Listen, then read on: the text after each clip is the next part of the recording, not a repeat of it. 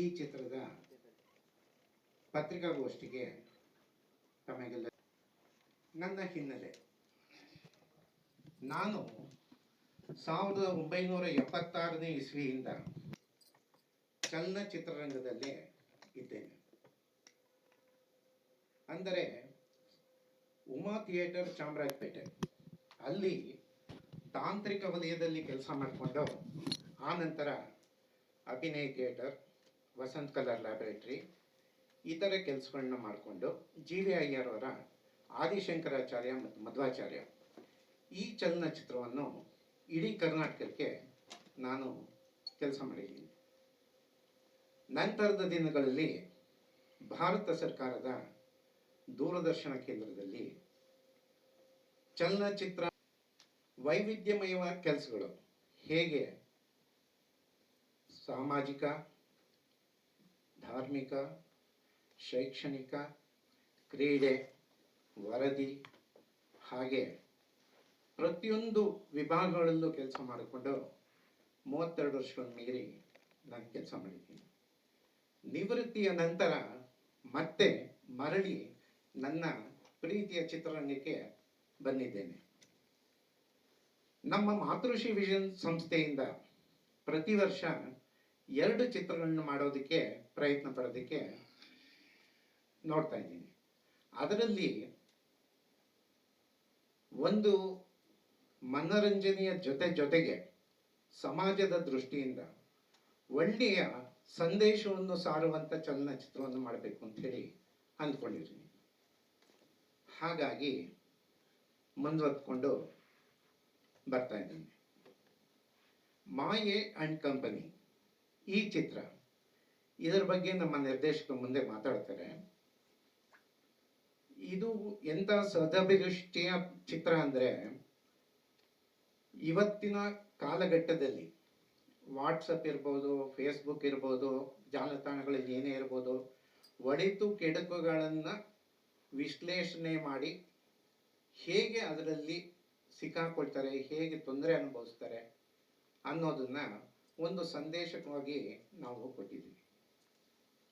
ಇದು ಬಹಳ ಅತ್ಯುತ್ತಮವಾದ ಚಿತ್ರ ಅಂತ ನನ್ನ ಮನಸ್ಸಿಗೆ ನಾನು ಹೇಳ್ತಾ ಇದ್ದೆ.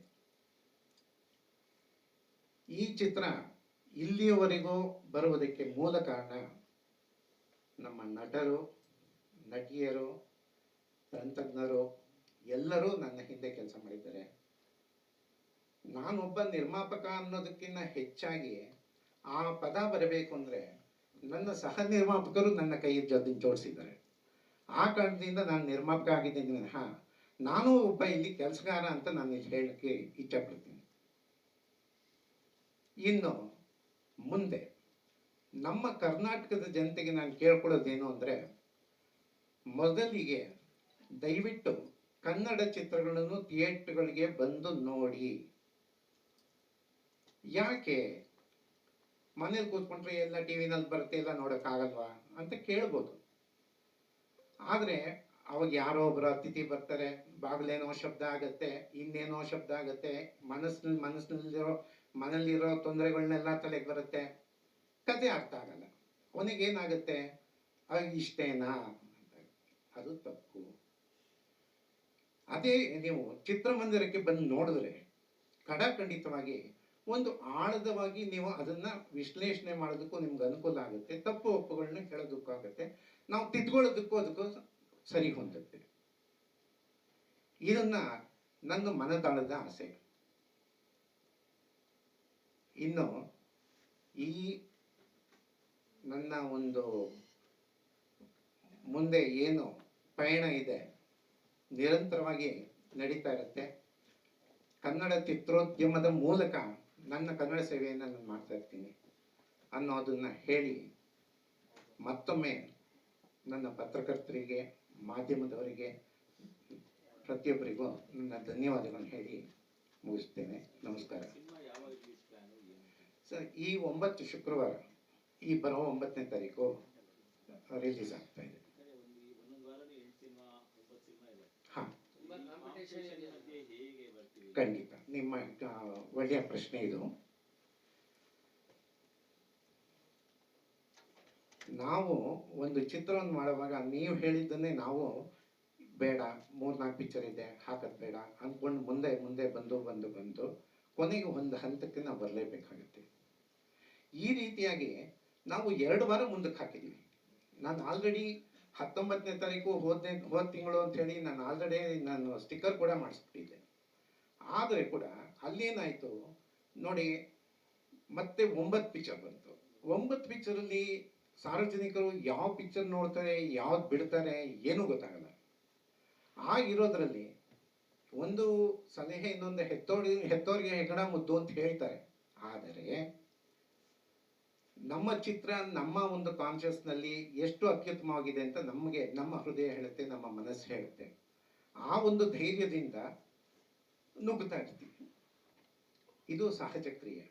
ಆ ರೀತಿಯಲ್ಲೇನೆ ನಾವು ಈ 9ನೇ ತಾರೀಕು ಈ ಒಂದು, ನಾನು ನಿನ್ನೆ ಉದಯವಾಣಿ ನೋಡಿದ್ದಾಗಲೂ ಕೂಡ 10 ಪಿಕ್ಚರ್ ಇತ್ತು, ಬೇರೆ ಬೇರೆ ಲ್ಯಾಂಗ್ವೇಜ್ಗಳೆಲ್ಲ ಸೇರಿ.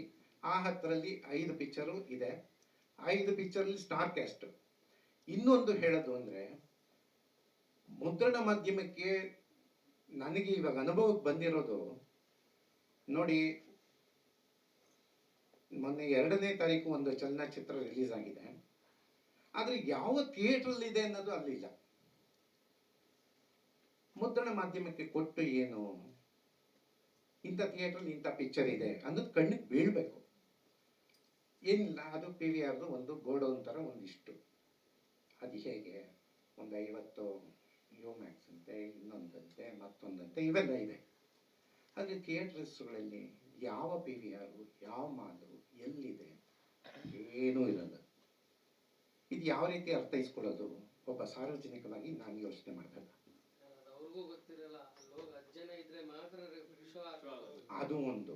ಇನ್ನೊಂದು, ನಾನೇ ಹಂಚಿಕೆದಾರ, ಕುಲಕರ್ಣಿಯವರ ಡಿಸ್ಟ್ರಿಬ್ಯೂಷನ್ ಮುಖಾಂತರ ಮಾಡ್ತಾ ಇರೋದು. ನಾಳೆ ಬುಧವಾರದವರೆಗೂ ಕೂಡ PVR ಅಲ್ಲಿ ಯಾವ PVR ಅಲ್ಲಿ ನಮ್ಮ ಚಿತ್ರ ಬರುತ್ತೆ ಅಂತೇಳಿ ಬುಧವಾರ ಬೆಳಗಿನ ಜಾವ ಅಥವಾ ಗುರುವಾರ ಬೆಳಗ್ಗೆ ಗೊತ್ತಾಗುತ್ತಂತೆ. ಅಂದರೆ ಇನ್ನು ಯಾವ ಮಟ್ಟಕ್ಕೆ ಸಾರ್ವಜನಿಕರಿಗೆ ನಾವು ತಿಳಿಸೋದು ಹೇಗೆ? ಡಿಜಿಟಲ್. ಅದು ಬಿಟ್ಟರೆ ಬೇರೆ ಏನಿಲ್ಲ. ಇವತ್ತು ಡಿಜಿಟಲ್ ಅನ್ನೋದು ಅಂಗೈಲಿ ಅದ್ರ ಮುಖಾಂತರನೇ ತಿಳಿಸ್ಬೇಕು. ಅಪ್ಲೋಡ್ ಮಾಡಿದಾಗಲೇ ಗೊತ್ತಾಗಬೇಕಲ್ಲ ಸರ್. ಅದು ಏನಾಗುತ್ತೆ, PVR ಮಲ್ಟಿಪ್ಲೆಕ್ಸ್ ಬುಧವಾರ ಬೆಳಿಗ್ಗೆವರೆಗೆ ಹೇಳಂಗಿಲ್ಲ ಸರ್. ಅಲ್ಲ, ನೀವು UFOಗೆ ದುಡ್ಡು ಕಟ್ಟಿದಾಗ ಅದು ಮೆನ್ಷನ್ ಇಲ್ಲ, ಅದೇ ಮೆನ್ಷನ್ ಇಲ್ಲ ಸರ್. ಅದೇ ನಾವು 3-4 ಅದು ಓನ್ಲಿ ನಿಮಗೆ ಕ್ಲೌಡ್ಗೆ ಸ್ಟೋರೇಜ್. ಅಲ್ಲಿಂದ ಮುಂದೆ ನಿಮಗೆ ಯಾವ ಥಿಯೇಟ್ರಲ್ಲಿ ಹೇಳಿದ್ರೆ ನಾನು ಅದಕ್ಕೆ ಲೈಸೆನ್ಸ್ ಕೊಡ್ತೀನಿ ಅಷ್ಟೇ. ಇಂತಿಂಥ ಥಿಯೇಟ್ರ್ ಮಾತಾಡೋಣ. ಅವನೇನು ಮಾಡ್ತಾನೆ, ಅವ್ನು ಕ್ಲೌಡ್ಗೆ ಏನು ಪೇಮೆಂಟ್ ಬೇಕೋ ಅವ್ರನ್ನ ತೊಗೊಳ್ತಾರೆ. ಅಫಿಷಿಯಲಾಗಿ ತೊಗೊಂಡ್ರೆ ಅದನ್ನು ಕಟ್ಟಿಸ್ಕೊಡ್ತಾರೆ, ಅಪ್ಲೋಡ್ ಮಾಡಿ ಸ್ಟೋರ್ ಮಾಡಿರ್ತಾರೆ. ನಮ್ಗೆ ಯಾವ ಥಿಯೇಟ್ರ್ ಬೇಕೋ, ಯಾವ ಥಿಯೇಟ್ರ್ಗಳು ಸಿಗುತ್ತೋ ಅದನ್ನು ಹೇಳಿದಾಗ ಅದಕ್ಕೆ ಯಾವ ಶೋಗೆ ಅಂತೇಳಿ ಲೈಸೆನ್ಸ್ ಕೊಡ್ತಾರೆ. ನನ್ನ ಅಂದಾಜು ನೋಡಿ ಸರ್, ಇವತ್ತು ಒಂದು 25ರಿಂದ 35 ಥಿಯೇಟ್ರ್ ಅಂತ ನಾವು ಅಂದ್ಕೊಂಡಿರೋದು. ಬುಧವಾರ ಈಗ ಸಿಗದೆ ಏನಿಲ್ಲ. ಅದೇ ಹೇಳ್ತೀನಿಲ್ಲ, PVR ಇನ್ನೊಂದು ಮತ್ತೊಂದು ಸಿಗದೆ ಏನಿಲ್ಲ. ಅದು ಯಾವ ಕ್ಷಣ ಬೇಕಾದರೂ ನಾವು ಎಂಟ್ರಿ ಮಾಡಿಕೊಂಡು ನಾನು ಮತ್ತೆ ನಾಳೆ ಫ್ರೈಡೇಗೆ ಮುದ್ರಣೆ ಕೊಡಬೇಕು. ಇಂದಿನಿಂದ ಪ್ರಾರಂಭ, ಇಂತಿಂಥ ಥಿಯೇಟ್ರ್ಗಳಲ್ಲಿ ಅಂತೇಳಿ ನಾನು ಕೊಡಬೇಕು. ಅದು ಫೈನಲ್. ಗುರುವಾರದವರೆಗೂ ನಮ್ಮ ಪಿಕ್ಚರ್, ಶುಕ್ರವಾರದಿಂದ ಸಾರ್ವಜನಿಕರ ಚಿತ್ರ ಅವ್ರಿಗೆ ದಾರಿ ಎಳೆದು ಕೊಡ್ತೀವಿ. ಅವ್ರ ಮುಖಾಂತರ ಮುಂದೆ ಈಚೆ ಪ್ರಸನ್ನ ಥಿಯೇಟರ್ ಕೊಟ್ಟಿದ್ದೀನಿ. Prasanna theatre single theatre main theatre ಇಲ್ಲ ಸರ್. ಅಲ್ಲಿ 2 ಶೋಸ್, ಮಾರ್ನಿಂಗ್ ಶೋ, ಮ್ಯಾಟ್ನಿ ಕೊಟ್ಟಿದ್ದೀನಿ. ನಾರ್ತ್ ಕರ್ನಾಟಕದಲ್ಲಿ ಒಂದು 6 ಥಿಯೇಟರ್ ಸಿಕ್ಕಿದೆ. ಇನ್ನು ಮಿಕ್ಕಿದ್ದು ನೋಡಬೇಕು.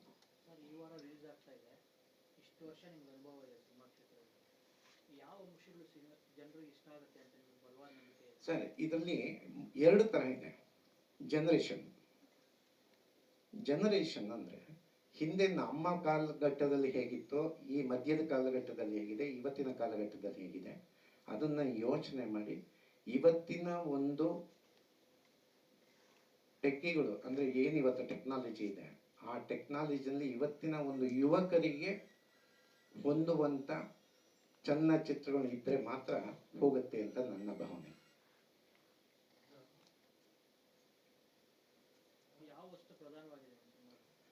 ಸರ್, ಇದು ಸೈಬರ್ ಅಂದರೆ cyber social crime drama, social ಮೀಡಿಯಾಗೆ ಸಂಬಂಧಪಟ್ಟಂಗೆ. ಅಂದರೆ ಇವತ್ತಿನ ಕಾಲಘಟ್ಟದಲ್ಲಿ ಹೇಗೆ ಕೆಡ್ತಾರೆ, ಏನು ತೊಂದರೆ ಆಗುತ್ತೆ, ಮುಂದೆ ಇದು ಮಾಡಬಾರ್ದು, ಸಿವಿಲ್ ಕೊಡ್ತಾರೆ, ಡೂಸ್ ಡು ನಾಟ್ಸ್, ಏನು ಮಾಡಬೇಕು ಏನು ಮಾಡಬಾರ್ದು, ಎಷ್ಟಕ್ಕೆ ನಾವು ಅದನ್ನು ಉಪಯೋಗಿಸ್ಕೋಬೇಕು ಜಾಲತಾಣಗಳನ್ನ, ಅದು ಮೀರಿ ಹೋದರೆ ಮುಂದಿನ ಪರಿಣಾಮ ಏನಾಗುತ್ತೆ, ಇದನ್ನು ತೋರ್ಪಡಿಸುವಂಥ ಒಂದು ಚಿತ್ರವಾಗಿದೆ. ಸರ್, ಅದು ಮುಂದೆ ಇವಾಗ ಕೂಸುಟ್ಟಿದೆ.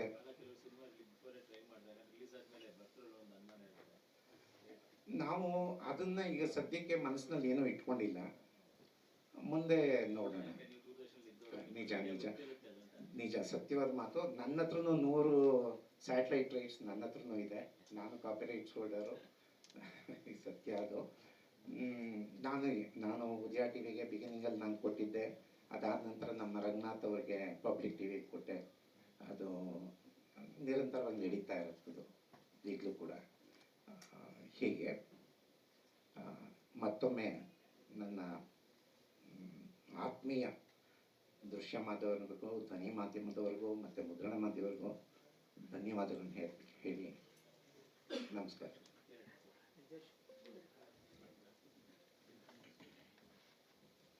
ಎಲ್ಲ ಮಾಧ್ಯಮ ಮಿತ್ರರಿಗೆ ನಮಸ್ತೆ. ಸಿಸ್ಟರು ಹಂಗೆ ಡಿಸ್ಕಸ್ ಮಾಡುವಾಗ ಅವ್ರಿಗೊಂದು ಏನೋ ಇದು ಬೇಕಿತ್ತು, ಏನೋ ಮೇಕಪ್ ಆರ್ಟಿಸ್ಟ್ ಬೇಕಿತ್ತು. ಅವ್ರ ಮದುವೆ ಪ್ರಿಪ್ರೇಷನ್ಸ್ ನಡೀತಾ ಇತ್ತು, ಅವಾಗ ಅಲ್ಲಿ ಮೇಕಪ್ ಆರ್ಟಿಸ್ಟ್ ಬೇಕಿತ್ತು. ಸೊ ಅವ್ರೇನು ಮಾಡ್ತಾಯಿದ್ರು, ತುಂಬ ಜನ ಹುಡುಕ್ತಾ ಇದ್ರು, ಯಾರೂ ಸಿಗ್ತಾ ಇರಲಿಲ್ಲ. ಸೊ ಅವಾಗ ಅವರು ಅಲ್ಲೇ ಮಾತಾಡ್ಕೊಂಡಿದ್ದವ್ರು ಏನಂದರೆ, ಒಂದು ಸೋಷಿಯಲ್ ಮೀಡಿಯಾದಲ್ಲಿ ಒಂದು ಪೋಸ್ಟ್ ಹಾಕ್ತೀನಿ, ಮೇಕಪ್ ಆರ್ಟಿಸ್ಟ್ ಬೇಕು ಅಂತ ಹೇಳಿದಾಗ ಅದು ನನಗೆ ಆ ಒಂದು ಸೋಷಿಯಲ್ ಮೀಡಿಯಾದಲ್ಲಿ ಒಂದು ಪೋಸ್ಟ್ ಹಾಕ್ತೀನಿ ಅನ್ನೋ ಮಾತು ನನಗೆ ಸ್ಟ್ರೈಕ್ ಆಯಿತು. ಸೊ ಬರೀ ಒಂದು ಸೋಷಿಯಲ್ ಮೀಡಿಯಾದಿಂದ ಪೋಸ್ಟ್ ಹಾಕೋದ್ರಿಂದ ಇಡೀ ಸಿನಿಮಾನ ಹೇಳ್ಬೋದಲ್ಲ, ಒಂದು ಕತೆ ಹೇಳ್ಬೋದಲ್ಲ ಅಂತ ನನಗೆ ಅಲ್ಲಿಂದ ಯೋಚನೆ ಮಾಡ್ತಾ ಮಾಡ್ತಾ ಒಂದು ಕತೆ ಮಾಡಿಕೊಂಡು ರವಿ ಸರ್ಗೆ ಅಪ್ರೋಚ್ ಮಾಡಿದೆ. ಅವರು ತುಂಬ ಕತೆ ಇಷ್ಟಪಟ್ಬಿಟ್ಟು ಮಾಡೋಣ ಅಂತ ಶುರು ಮಾಡಿ ಇವತ್ತು ರಿಲೀಸ್ಗೆ ಬಂದಿದೆ ಸರ್. ನಾನು ಆಲ್ಮೋಸ್ಟ್ ಸಿನಿಮಾ ಶೂಟಿಂಗ್ ಶುರು ಮಾಡೋಕ್ಕಿಂತ ಮುಂಚೆ ಕತೆನ ಆಲ್ಮೋಸ್ಟ್ ಒಂದು 50 ಜನಗಾರು ಹೇಳಿರ್ತೀನಿ. ಸೊ ಅವ್ರಿಗೆ ಕತೆ ಹೇಳುವಾಗ ನಾನು ಅವ್ರದ್ದು ಫೇಸ್ ಎಕ್ಸ್ಪ್ರೆಷನ್ಸ್ ನೋಡ್ತಾ ಇದ್ದೆ. ಕತೆ ಹೇಳುವಾಗ ಆ ಕತೆ ಅವ್ರಿಗೆ ಇಂಟ್ರೆಸ್ಟಿಂಗ್ ಅನಿಸ್ತಾ ಇದೆ, ಅದು ಅಲ್ಲಿ ಬರೋದು ಟ್ವಿಸ್ಟ್ಗಳು, ಟರ್ನ್ಗಳು ಅವ್ರಿಗೆ ವರ್ಕ್ ಆಗ್ತಿದೆ ಅಂತ ಯೋಚನೆ ಮಾಡಿದಾಗ ಅಲ್ಲೆಲ್ಲ ಫೇಸ್ ಎಕ್ಸ್ಪ್ರೆಷನ್ಸ್ ಅವ್ರದ್ದು ಚೇಂಜ್ ಆಗ್ತಾ ಇತ್ತು. ಕಥೆಯಲ್ಲಿ ಪ್ರತಿ 20 ನಿಮಿಷಕ್ಕೆ ಒಂದು ಟರ್ನ್ ಬರ್ತಾ ಇದ್ದಾಗ ಅವ್ರ ಫೇಸಲ್ಲೂ ಒಂದು ಆಶ್ಚರ್ಯ ಇರ್ತಿತ್ತು, ಓ ಹಿಂಗ ಅಂತಂದು. ಅವರು ಹಿಂಗ ಮುಂದೆ ಹಿಂಗಾಗುತ್ತೆ ಅಂದಾಗ ಅದು ಬೇರೆ ಏನಾಗ್ತಾ ಇತ್ತು. ಸೊ ಅಲ್ಲೇ ನನಗೆ ಒಂದು ಕಾನ್ಫಿಡೆಂಟ್ ಬಂತು, ಈ ಕತೆ ವರ್ಕ್ ಆಗುತ್ತೆ, ಜನಕ್ಕೆ ಇಷ್ಟ ಆಗುತ್ತೆ ಅಂತ. ಸೊ ಮೇನ್ ಕತೆ ಬಂದ್ಬಿಟ್ಟು ಸರ್, ಒಂದು ಸೋಷಿಯಲ್ ಮೀಡಿಯಾದಿಂದ ಒಂದು ಪೋಸ್ಟ್ ಹಾಕ್ತಾರೆ. ಆ ಪೋಸ್ಟ್ ಇಲ್ಲಿ 3 ಜನದ ಲೈಫಲ್ಲಿ ಏನೆಲ್ಲ ತಿರುವುಗಳು ಸಿಗುತ್ತೆ ಅನ್ನೋದೇ ಈ ಒಂದು ಕಥೆಯ ಒನ್ಲೈನ್ ಸ್ಟೋರಿ ಸರ್ ಇದು. ಸೊ ಫಿಲ್ಮ್ ಎಲ್ಲ ಮುಗಿಸಿ ಫಸ್ಟ್ ಕಾಪಿನ ರವಿ ಸರ್ಗೂ ಮತ್ತು ಮೋಹನ್ ಸರ್ ನೋಡಿದ್ರು. ಅವ್ರು ಹೇಳಿದ್ ಒಂದೇ, ನಾವು ಈ ಸಿನಿಮಾ ಪ್ರೊಡ್ಯೂಸರು, ಈ ಸಿನಿಮಾ ಮುಂಚೆ ಈ ಕತೆ ಕೇಳಿದ್ವಿ, ದುಡ್ಡು ಹಾಕಿದ್ವಿ, ಅದೆಲ್ಲ ಬಿಟ್ಬಿಟ್ಟು ನಾವು ಈ ಸಿನಿಮಾನ ಒಬ್ಬ ಕಾಮನ್ ಆಡಿಯನ್ಸ್ ಆಗಿ ನೋಡಿದ್ವಿ ಸಂದೀಪ್. ನಾನು ನೋಡಿದಾಗ ನಮಗೆ ಸಿನಿಮಾ ಕನೆಕ್ಟ್ ಆಗ್ತಾ ಹೋಯ್ತು. ಅದು ಎಸ್ಪೆಷಲಿ ಮಿಡಲ್ ಕ್ಲಾಸ್ ಫ್ಯಾಮಿಲಿ ಆಡಿಯನ್ಸಿಗೆ ಈ ಕತೆ ತುಂಬಾ ಕನೆಕ್ಟ್ ಆಗುತ್ತೆ. ಆಮೇಲೆ ಆಡಿಯನ್ಸಿಗೆ ಒಂದು ಮೆಸೇಜ್ ಇದೆ, ನಮಗೆ ಇದು ಈ ನಮ್ಮ ಬ್ಯಾನರ್ ಇಂದ ಈ ತರದ ಒಂದು ಸಿನಿಮಾ ಕೊಡ್ತಿರೋ ಖುಷಿ ಇದೆ ಅಂತಂದ್ರು. ಸೊ ಅದು ನನಗೆ ತುಂಬಾ ಖುಷಿ ಆಯ್ತು, ನಮ್ಮ ಪ್ರೊಡ್ಯೂಸರ್ಸ್ ಆ ಥರ ಹೇಳಿದ್ರಿಂದ. ಸೊ ಜನಕ್ಕೂ ಆ ಫೀಲ್ ಕೊಡುತ್ತೆ ಅನ್ನೋ ನಂಬಿಕೆ ಮತ್ತೆ ಭರವಸೆ ಎರಡೂ ನಾನು ಕೊಡ್ತೀನಿ ಸರ್, ಒಬ್ಬ ನಿರ್ದೇಶಕನಾಗಿ. ಹೌದು ಸರ್. ಇದಕ್ಕೆ ಮುಂಚೆ ತಿಥಿಗೆ ಅಸೋಸಿಯೇಟ್ ಆಗಿ ವರ್ಕ್ ಮಾಡಿದ್ದೆ. ತಿಥಿಗೆ ಅಸೋಸಿಯೇಟ್ ಆಗಿ ವರ್ಕ್ ಮಾಡಿದಾಗ ಒಂದು ಸಿನಿಮಾ ಕತೆ ಮಾಡ್ಬೇಕಂದಾಗ ಇದು ಒಂದು ಕತೆ ಶುರುವಾಗಿತ್ತು ಸರ್.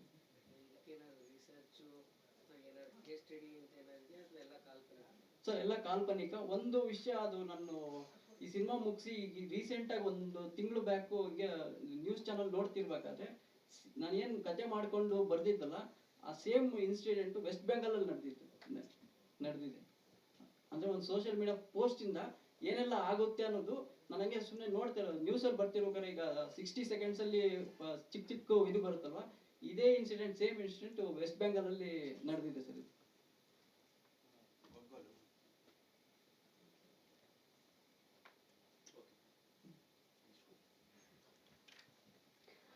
ಎಲ್ಲರಿಗೂ ನಮಸ್ಕಾರ. ನನ್ನ ಕ್ಯಾರೆಕ್ಟರ್ ಹೆಸರು ಇಂಚರ ಅಂತ. ಸೊ ಇದರಲ್ಲಿ ನಾನು IT ಎಂಪ್ಲಾಯ್ ಆಗಿರ್ತೀನಿ.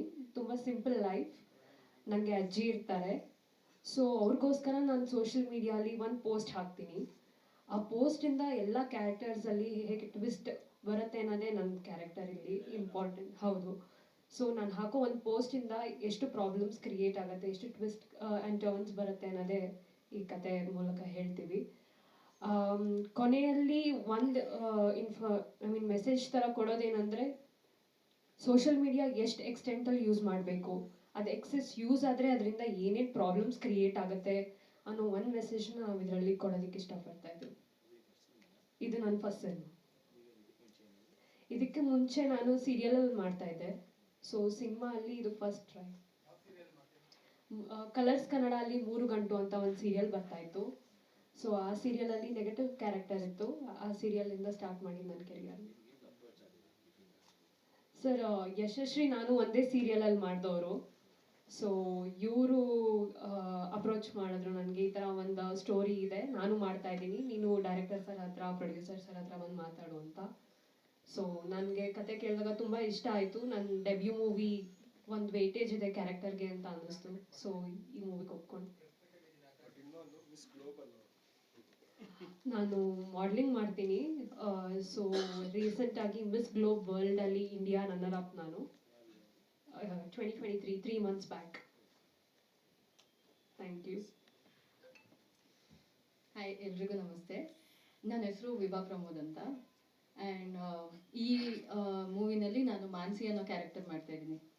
ಇವಾಗ ಇವ್ರು ಹೇಳ್ದಾಗೆ ಇವರು ಒಂದು ಪೋಸ್ಟ್ ಏನು ಅಪ್ಲೋಡ್ ಮಾಡ್ತಾರೆ, ಈವನ್ ನೀವು ಮೂವಿನಲ್ಲಿ ನೋಡಿದ್ರೆ ತುಂಬ ಹೊಸದಾಗಿ ಇವಾಗಿನ ಜನ್ರೇಷನ್ ಆಲ್ಮೋಸ್ಟ್ ಇನ್ಸ್ಟಾಗ್ರಾಮು ಆ ಥರ ಅಂತ ಓಡ್ತಾ ಇದೆ.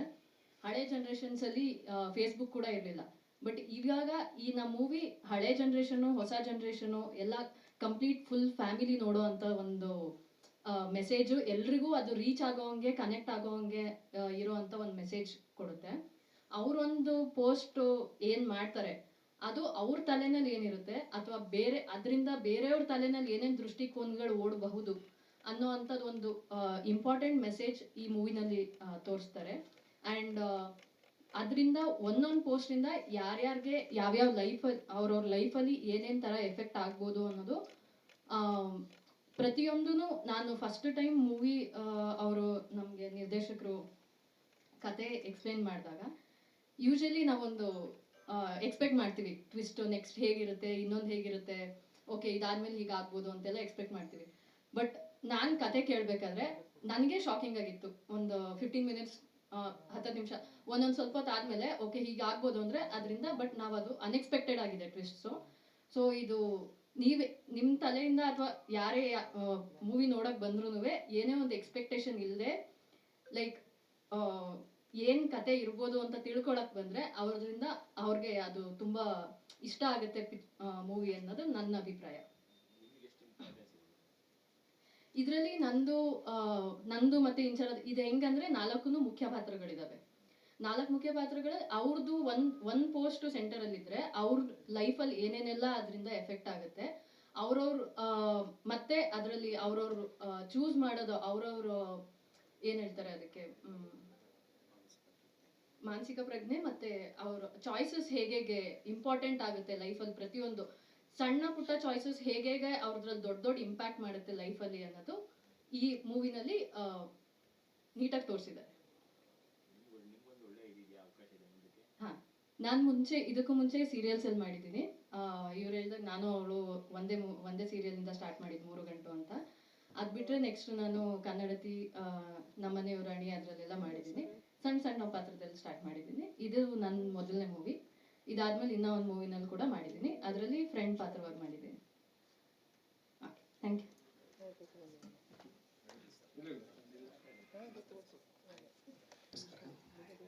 ಈ ಸಿನಿಮಾ ನಾವು ಆ್ಯಕ್ಚುಲಿ ಒಂದು 2 months ಹಿಂದೆ ರಿಲೀಸ್ ಮಾಡ್ಬೇಕಂತೇಳಿ ನಮ್ಮ ನಿರ್ಮಾಪಕರು ರೆಡಿಯಾಗಿದ್ದರು. ನೀವು ಹೇಳೋದಾಗೆ UFO ಕ್ಯೂಬ್ ಎಲ್ಲ ಅವಾಗೆ ಡೌನ್ಲೋಡ್ ಮಾಡ್ಕೊಂಡು ಬಂದ್ರವರೆಲ್ಲ. ಇನ್ನು ನಾವು ಹೇಳ್ದಂಗೆಲ್ಲ ಕೇಳಿದ್ರು ಅವರು, ಸರ್ ಫ್ರೀ ವೀಕ್ದಾಗ ಮಾಡೋನು ಅಂತೇಳಿ ಒಂದು ಡೇಟ್ ಡಿಸೈಡ್ ಮಾಡಿದ್ವಿ. ಅವಾಗೂ 4 ವಾರ ಪಿಕ್ಚರ್ ಬಂದು ಮತ್ತೆ ಹಂಗೆ ಕಂಟಿನ್ಯೂ ಬಂತು. ಹೋದ್ಮೇಲೆ ಹೋದ ರಿಲೀಸ್ ಮಾಡ್ಬೇಕಂತ ಪ್ಲ್ಯಾನ್ ಮಾಡಿದ್ದೆವು, ಎಲ್ಲ ಡಿಕ್ಲೇರ್ ಮಾಡಿದ್ದೆವು 19ಕ್ಕೆ. ಅವಾಗೂ ಕೂಡ 6 ಪಿಕ್ಚರ್ ಬಂದಿರೋದು, ಅವಾಗೂ ಕ್ಯಾನ್ಸಲ್ ಮಾಡಿದ್ದೇವೆ. ಇನ್ನು ಕೊನೆಗೆ ಅದು ಎಷ್ಟು ದಿನ ಅಂತ ಹಾಗೆ ಇಡ್ತೀರಾ ಅಂತೇಳಿ ಈ ವಾರ 9ನೇದು ಯಾವುದೂ ಪಿಕ್ಚರ್ ಇಲ್ಲ ಸರ್, ಮಾಡಿಬಿಡೋಣ ಅಂತೇಳಿ ನಾವು ಡಿಸೈಡ್ ಮಾಡಿ 9ಕ್ಕೆ ಪ್ರಸನ್ನ ಥಿಯೇಟ್ರಿಗೆ ಹೋಗಿ ನಾವು ಫಿಕ್ಸ್ ಮಾಡಿದ್ವಿ. ಯಾಕಂದ್ರೆ ಈಗ ಏನಾಗಿದೆ ಪರಿಸ್ಥಿತಿ ಸಿನಿಮಾಗಳಂದರೆ, ನಾವು ಬಿಫೋರ್ ಯಾವುದೇ ಥಿಯೇಟ್ರು ಹಾಕೋಂಗಿಲ್ಲ. ಈಗ ಮೊದಲಿಗೆ ನಾವು ಇಂಥ ದಿನ ಡಿಕ್ಲೇರ್ ಮಾಡ್ಬೇಕಂದ್ರೆ ಥಿಯೇಟ್ರ್ ನಾವು ಅಡ್ವಾನ್ಸ್ ಕೊಟ್ಟರೆ ಮಾತ್ರ ಥಿಯೇಟ್ರ್ ಹಾಕೋಬೋದು. ನಾವು ಬೇರೆ BC ಸೆಂಟರ್ ಸಿಗುತ್ತೆ, ಮೇನ್ ಸೆಂಟ್ರ್ ಯಾವುದು ಸಿಗಲ್ಲ. ನಾವು ಥಿಯೇಟ್ರ್ ಡಿಕ್ಲೇರ್ ಮಾಡಲಿ ಅಂದರೆ ನಮ್ಮ ಮೇನ್ ಸೆಂಟ್ರ್ ಸಿಗಲ್ಲ. ಈ ಒಂದು ಒದ್ದಾಟದ ಮಧ್ಯೆ ಕೊನೆಗೆ ನಾವು 9ನೇ ತಾರೀಕಿಗೆ ಪ್ರಸನ್ನ ಥಿಯೇಟ್ರಿಗೆ ನಾವು ರಿಲೀಸ್ ಮಾಡಿ ಅಂತೇಳಿ ಕನ್ಫರ್ಮ್ ಮಾಡಿದೆವು. ಬಟ್ ನಾವು ಮಾಡುವಾಗ ಅವಾಗ ಯಾವ ಪಿಕ್ಚರು ಇರಲಿಲ್ಲ. ಬಟ್ 5-6 ಪಿಕ್ಚರ್ ಇದೆ. ಈಗಾಗಲೇ ಒಂದು 30-35 ಸೆಂಟ್ರ್ ಮಾಡ್ಬೇಕಂತ ಪ್ಲ್ಯಾನ್ ಮಾಡಿದ್ದೇವೆ. ಉತ್ತರ ಕರ್ನಾಟಕದಲ್ಲಿ ಒಂದು 10-15 ಸೆಂಟ್ರ್ ಕನ್ಫರ್ಮ್ ಮಾಡಿದ್ದೇವೆ. ಇಲ್ಲಿ ಪ್ರಸನ್ನ ಮಾಡಿದ್ದೇವೆ. ಇವತ್ತು PVR ಮಲ್ಟಿಪ್ಲೆಕ್ಸ್ ಏನು ಸಮಸ್ಯೆ ಅಂದರೆ, ಅವರು ಬುಧವಾರವರೆಗೆ ಫೋನೇ ರಿಸೀವ್ ಮಾಡಲ್ಲ ನಮ್ದೆಲ್ಲ. ಬುಧವಾರ 12 ಗಂಟೆ ನಂತರ ನಮ್ಮ ಫೋನ್ ರಿಸೀವ್ ಮಾಡ್ತಾರೆ. 50 ಬಾರಿ ಕಾಲ್ ಮಾಡಿದ್ರು ನಮ್ಗೆ ರಿಸೀವ್ ಮಾಡಲ್ಲ ಅವರು. ಅವಾಗ ನಾವು ಬುಧವಾರ ಮಧ್ಯಾಹ್ನ 2 ಗಂಟೆಗೆ ಸರ್ ಹೇಳಿ ಸರ್ ಅಂತ ಫೋನ್ ಮಾಡ್ತಾರೆ. ಸರ್ ನಮ್ಮದು ಮಾಯ ಆ್ಯಂಡ್ ಕಂಪ್ನಿ ರಿಲೀಸ್ ಇದೆ, ಯಾವಾಗ ಕೊಡ್ತೀರಾ ಸರ್? ನೀವು ನಾಳೆ ಬೆಳಗ್ಗೆ 10:00 ತನಕ ವೇಟ್ ಮಾಡಿ ಅಂತ ಹೇಳ್ತಾರೆ. ಗುರುವಾರ ಬೆಳಗ್ಗೆ 10:00ವರೆಗೆ ನಮ್ಗೆ ಡಿಕ್ಲೇರ್ ಮಾಡ್ತಾರೆ. ಇಲ್ಲಿ ನಾವು ಕೇಳ್ತಿರ್ತಾರೆ, ಸರ್ ಉದಯವಾಣಿಗೆ ಹಾಕ್ಬೇಕು, ನಾವು ಉದಯವಾಣಿಗೆ ಹಾಕಬೇಕು, ಯಾವ ಕೊಡಿ ಅಂತ ಪ್ರೊಡ್ಯೂಸರ್ ಕೇಳ್ತಿರ್ತಾರೆ. ನಾವು ಏನು ಕೊಡ್ಬೇಕು, ನಮ್ಮ ದಿನ ಡಿಕ್ಲೇರ್ ಆಗಿರಲ್ಲ. ಅವ್ರು ಕೊಡೋದು ನಮ್ಗೆ 2-2:30 ಗುರುವಾರ ಡಿಕ್ಲೇರ್ ಮಾಡ್ತಾರೆ. ಇಂಥದ್ದು ಅನೇಕ ಸಮಸ್ಯೆಗಳು. ಅದಕ್ಕೆ ನಾವು ಏನು ಮಾಡ್ತೀವಿ, ಮಲ್ಟಿಪ್ಲೆಕ್ಸಲ್ಲಿ ಸುಮ್ಮನೆ ಎಲ್ಲ ಹಾಕಿಬಿಡ್ತೇವೆ, ನಿರ್ವಹ ಇಲ್ಲ. ಯಾವುದು ಮಲ್ಟಿಪ್ಲೆಕ್ಸ್ ಎಲ್ಲ ಹಾಕಿಬಿಡ್ತೇವೆ, PVR, ಕೋರಮಂಗಲ ಅದು ಎಲ್ಲ ಹಾಕಿಬಿಡ್ತೇವೆ. ಕನ್ಫರ್ಮ್ ಇರಲ್ಲ ನಮಗೆ. ಆಮೇಲೆ ಅದು ನಮ್ಮದು ಬುಕ್ ಮೈ ಶೋದಲ್ಲಿ ಇರುತ್ತೆ. ಬುಕ್ ಮೈ ಶೋದಲ್ಲಿ ಯಾವ್ದು ಬರುತ್ತೆ ಅದರಲ್ಲಿ ನೋಡಿ ಜನ ಬರ್ತಾರೆ. ಮೈ ಆ್ಯಂಡ್ ಕಂಪ್ನಿ ಒಂದು ಒಳ್ಳೆಯ ಸಿನಿಮಾ. ತಮ್ಮ ಪತ್ರಕರ್ತರ ಸಹಕಾರ ಇರಲಿ ಅಂತ ಹೇಳಿ ನಾನು 2 ಮಾತು ಮುಗಿಸ್ತೀನಿ.